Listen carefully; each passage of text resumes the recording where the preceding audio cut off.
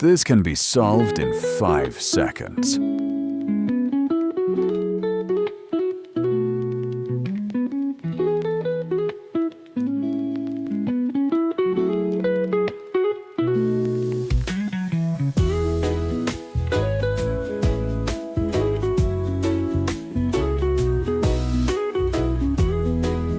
More calculus tricks in my 100 calculus problems PDF. Link in the description.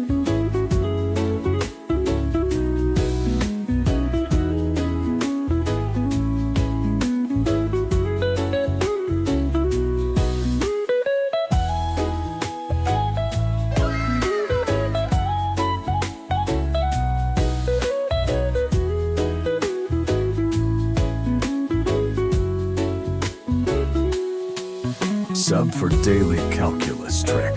Grab my PDF in the description.